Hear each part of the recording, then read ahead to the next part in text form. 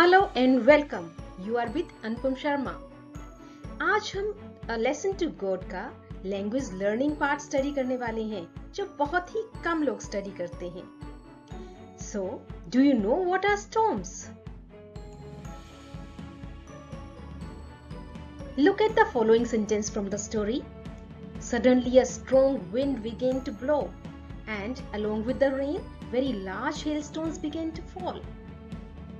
अचानक से strong wind बहने लगा और रेन के साथ हेलस्टोन्स भी गिरने लगे।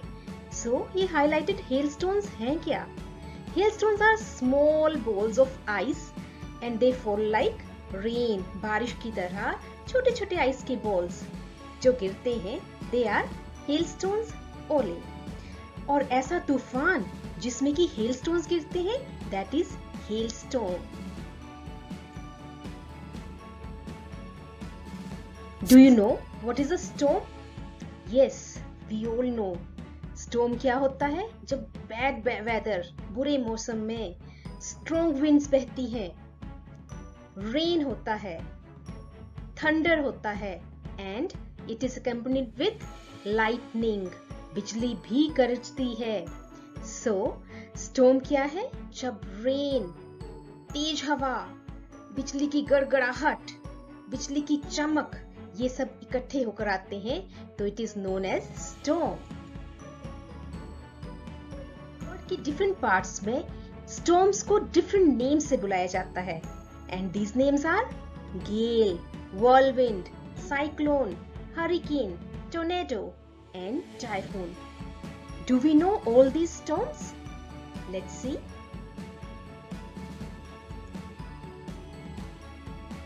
Now this is the exercise of the book. यहाँ पे ये ब्लैंक्स हैं और ये ब्लैंक्स आपको फिल करने हैं इस पर्टिकुलर बॉक्स में से।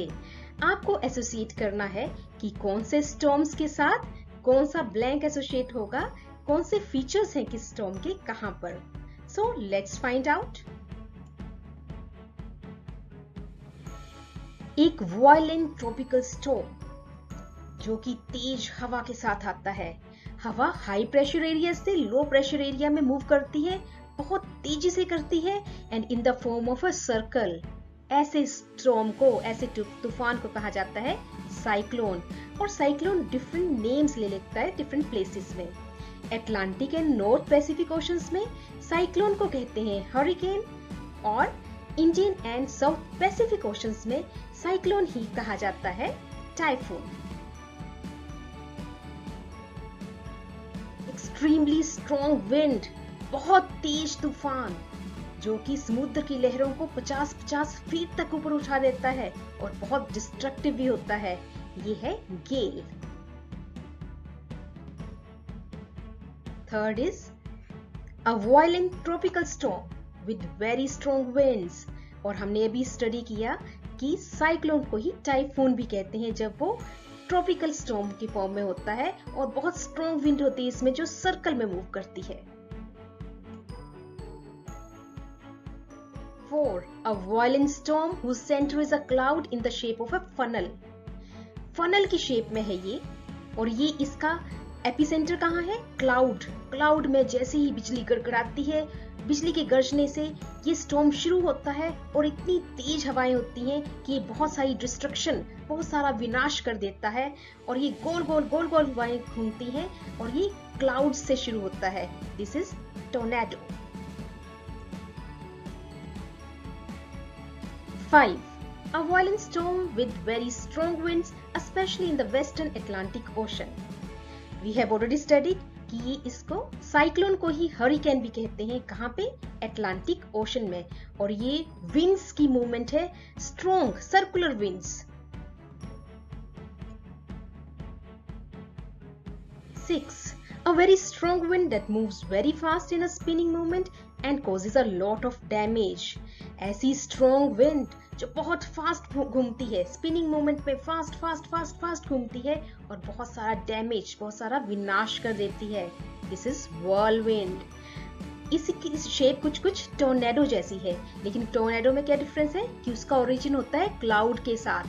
बादलों में जब बिजली गरजती है तब वो शुरू होता है, लेकिन व्हर्लविंड है स्ट्रॉन्ग विंड्स बहुत तेज हवाएं गोल गोल घूमती हैं और अपने साथ किसी को भी उड़ा ले जाती हैं. So, now I hope that you know what storms are. If this video has added to your language, अगर आपने सीखे हो कुछ नए words, कुछ नए concepts, तो do like, share and subscribe the channel. Thank you.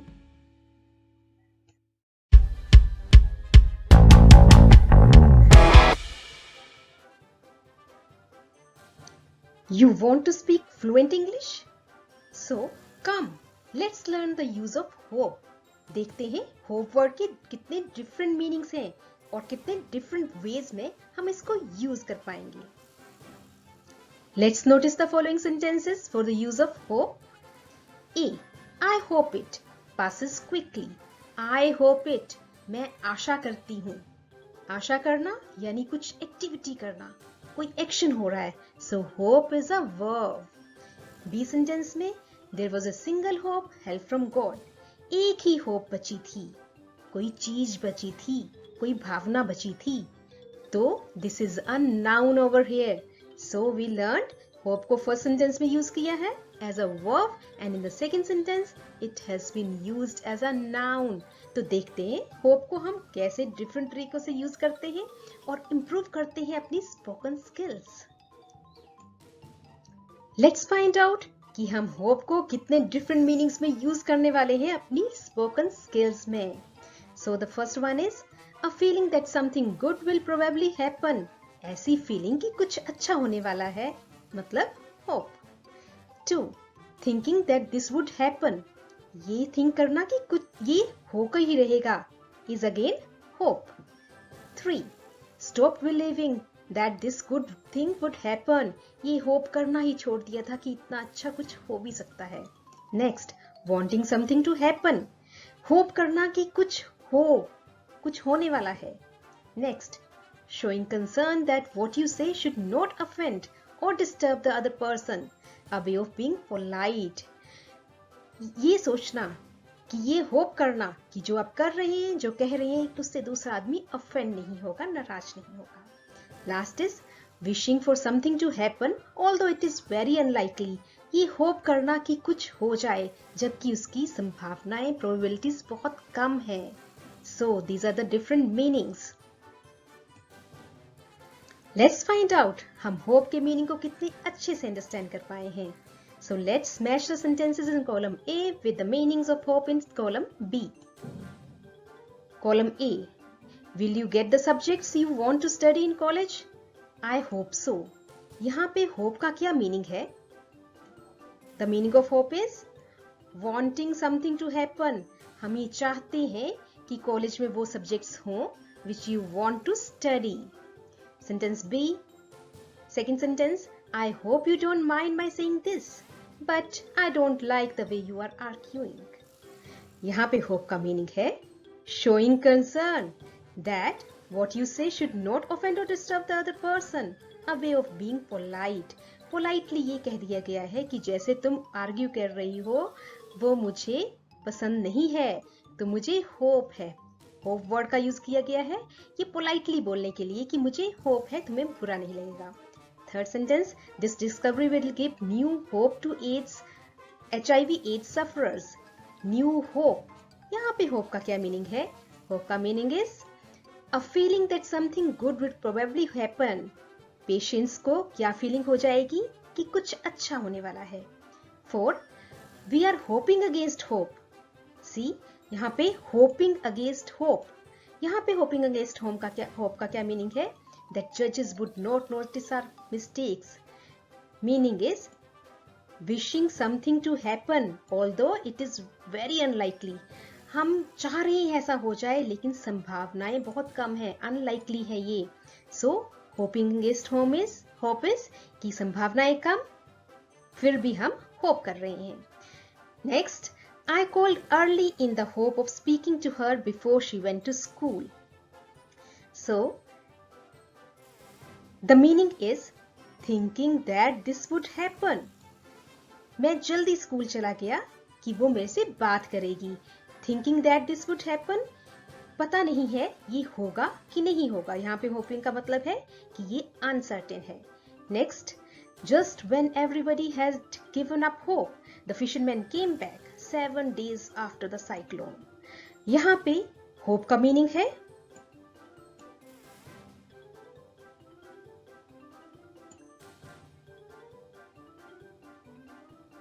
Stop believing that this good thing would happen.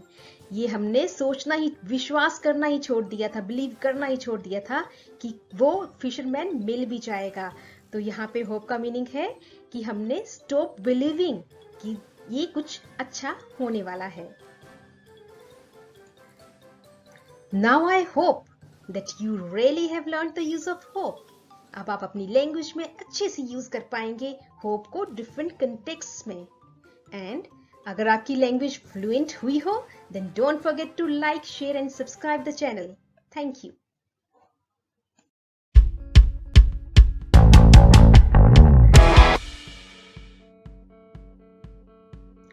Now let's learn relative clauses. Relative clauses क्या हैं? देखते हैं sentence A. All morning Lencho, who knew his fields intimately, looked at the sky. Lencho दिन भर sky को देखता रहा, लेकिन इसके साथ एक एडिशनल इंफॉर्मेशन है जो कि हाईलाइटेड है। Who knew his fields intimately, जो अपने फील्ड्स को अच्छे से जानता था। तो ये जो एडिशनल इंफॉर्मेशन, मोर इंफॉर्मेशन है लेंचो के बारे में, this group of word is known as relative clauses. B sentence, the woman who was preparing supper replied, yes, God willing. Woman जिसने की रिप्लाई किया yes, God willing, इसके बारे में additional information has been provided. और ये ज्यादा information जिन वर्ड्स ने प्रोवाइड की है, they are known as relative clauses. So हमने यहाँ से सीखा दैट रिलेटिव क्लॉजेस कौन से ग्रुप ऑफ वर्ड्स हैं जो हमें मोर इंफॉर्मेशन देते हैं। सेकेंडली, हमने देखा कि इन दीज रिलेटिव क्लॉजेस हमने एक प्रोनाउन यूज किया है हु। हु किसके बारे में बात कर रहा है? फर्स्ट सेंटेंस में about Lencho and second sentence में अबाउट वुमन। तो ये जो प्रोनाउन यूज होता है in relative clause, this pronoun is a relative pronoun. And third, now this pronoun is used, पर ये बताया नहीं गया है कि ये किसको एड्रेस कर रहे हैं। हु वॉज प्रिपेयरिंग सपर, इस क्लॉज को देख के पता नहीं चलता सपर कौन प्रिपेयर कर रहा है। ये विद इन सेंटेंस तो अंडरस्टूड है कि सपर प्रिपेयर कर रही है वुमन।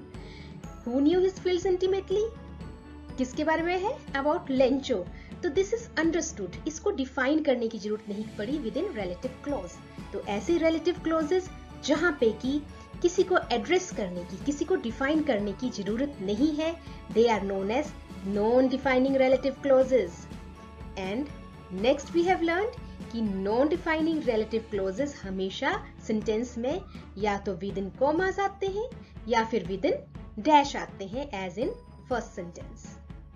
लेकिन समटाइम्स व्हाट हैपेंस कि रिलेटिव क्लॉज सेंटेंस के एंड में आता है। यहाँ तो it is in between the sentence. जब सेंटेंस के एंड में आएगा तो वहां पे कॉमा लगेगा और सेंटेंस के एंड में लग जाएगा full stop. So that is the information we got about relative clauses. We have learnt about relative pronoun who, लेकिन relative pronouns whom, whose and which भी होते हैं। So the complete set of relative pronouns over here is who, whom, whose, which. आपको board exam में एक question भी आता है जहाँ पे आपको ब्रैकेट में ये relative pronouns दिए होते हैं और फिर आपको सेंटेंस को ज्वाइन करना होता है। So let's start the exercise 1. I often go to Mumbai. Mumbai is the commercial capital of India. Which? Use which to join these verb sentences. और हमने क्या लर्न किया कि while joining हम लगाते हैं कोमा, और in between हो तो 2 कॉमास के साथ यूज होता है relative clause. अदरवाइज ये सेंटेंस के लास्ट पार्ट में भी लग सकता है। I often go to Mumbai, which is the commercial capital of India. So the underlined part is the relative clause, and which is the relative pronoun. 2. My mother is going to host a TV show on cooking. She cooks very well. relative pronoun who use करके sentence को combine करना है, join करना है. My mother, who cooks very well, is going to host a TV show on cooking. So within brackets जो underline part है that is relative clause and who is relative pronoun. These are the answers. So write down in your notebooks. Third part is these sports persons are going to meet the president. Their performance has been excellent. Whose? Use whose to join the sentence. These sports persons whose performance has been excellent are going to meet the president. Here also the underlined part is relative clause and whose is relative pronoun. Number 4. Lencho prayed to God. His eyes see into our minds. Use whose to join the sentence. Lencho prayed to God, whose eyes see into our minds. So here also the underlined part is relative clause and whose is relative pronoun. 5. This man cheated me. I trusted him. Use whom. Whom का प्रयोग करें, sentences को join करें. This man whom I trusted cheated me. अब देखिए दो commas में क्या लगाया है, whom I trusted. ये है relative clause and whom is relative pronoun. So I hope now you have understood well कि relative clause क्या होता है, relative pronoun क्या होता है और इनको sentence में कैसे यूज किया जाता है. We have learned about relative pronouns and relative clause. लेकिन कुछ relative clause ऐसे भी होते हैं, कुछ sentences में group of word ऐसा भी होता है जो रिलेटिव क्लोज तो होता है, जो सेंटेंस के सब्जेक्ट के बारे में एडिशनल इंफॉर्मेशन तो प्रोवाइड करता है, लेकिन उसमें कोई भी रिलेटिव प्रोनाउन यूज नहीं होता. तो ऐसे में आपने ये नहीं समझना कि ये सेंटेंस गलत फॉर्म हुआ है क्योंकि इसमें कोई भी रिलेटिव प्रोनाउन नहीं है. So let's study first example. The house, the only one in the entire valley, sat on the crest of a low hill. अब विद इन डैश एक क्लोज दिया गया है. The only one in the entire valley. सिर्फ पूरी valley में एक ही था और हमें पता किसकी बात की गई है, हाउस की, और यहाँ पे जरूरत ही नहीं पड़ी किसी प्रोनाउन की. So even without any relative pronoun, this is a relative clause. इस सेंटेंस को हम relative pronoun यूज करके भी लिख सकते थे. See how? B part is a house which was the only one in the entire valley. Instead of writing the only one in the entire valley, हम क्या लिख सकते हैं, which was the only one in the entire valley. So यहाँ पे which किया गया है relative pronoun use and was फिर उसके साथ use करना पड़ा है verb. So हमने देखा कि relative pronouns और relative clauses को हम एक different तरीके से भी use कर सकते हैं. So this is how we learn language through this lesson, A Letter to God.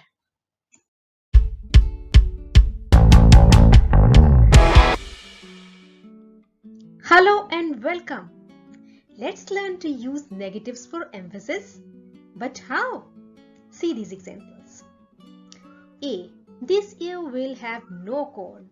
No corn means negative. इस साल कोई भी corn नहीं होगा. B. The hail has left nothing. Left nothing? Negative. Hail ने कुछ भी नहीं छोड़ा. C. These aren't raindrops falling from the sky. They are new coins. Now this is important.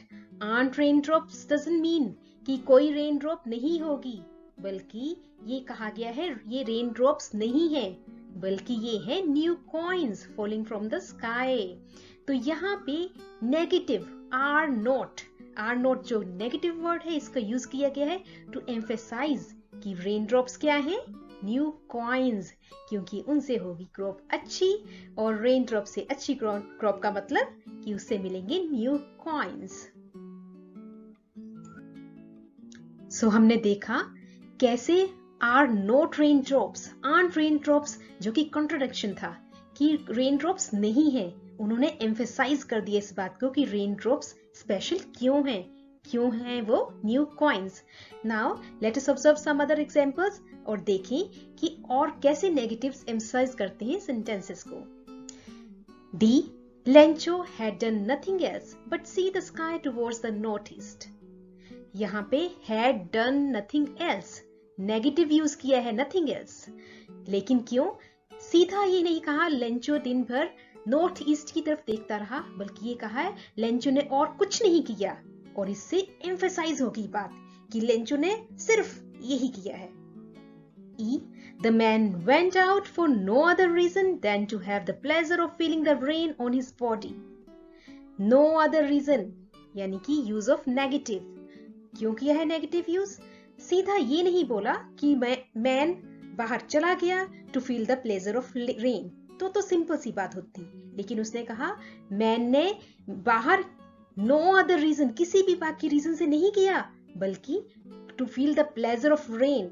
तो इससे क्या एम्फेसाइज हो गया, नेगेटिव से एम्फेसाइज हो गया ये फैक्ट कि वो बाहर प्लेजर के लिए गया था। F. Lencho showed not the slightest surprise on seeing the money. ये नहीं बोला लेंचो वो surprise to see the money, सीधी बात बोलते खत्म हो जाती, but to emphasize negative has been used, not the slightest surprise. जैसे ही बोला थोड़ा भी सरप्राइज नहीं फील हुआ, इससे उसका सरप्राइज का एलिमेंट जो है वो हाईलाइट हो गया, एम्फेसाइज हो गया, उसको इंपॉर्टेंस मिली। सो वी सी कैसे हमने नेगेटिव्स का यूज किया, ना बोलने के लिए नहीं, नो बोलने के लिए नहीं, बट टू हाईलाइट समथिंग, किसी को एक्स्ट्रा इंपॉर्टेंस देने के लिए। इस story a letter to God में कुछ नेगेटिव वर्ड्स यूज किए हैं ऑथर ने टू एम्फेसाइज सर्टेन फैक्ट्स।